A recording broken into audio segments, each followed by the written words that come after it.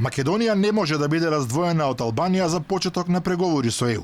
Мора да се откаже од иредентистичките елементи, мора да го почитува правото, но и до точка да го исполни Преспанскиот договор. Во спротивно, нема европска перспектива. Ова е сублиматот од рафалните пораки кои за само 2 дена пристигнаа од соседна Грција, а во пресретна одлуката на Советот на ЕУ во октомври, од која зависи судбината на владата на Заев, но и перспективата на целата земја.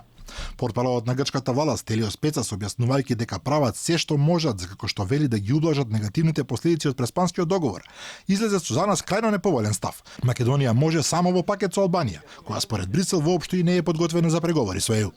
Од дискусиите во Европа, она што го сваќаме и од она што го гледаме и ние, нашата позиција е дека не може да има раздвојување.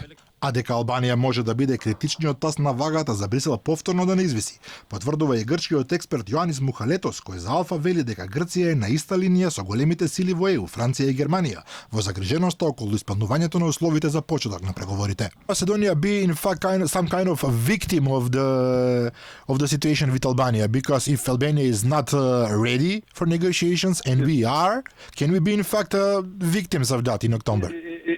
It's possible because the Albanian government will have a serious problem, and it will react by trying to pressure the EU via the Albanian communities.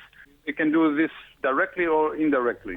So at the end of the day, the European Union may decide to push back the accession process for North Macedonia in order not to inflate the situation in Tirana.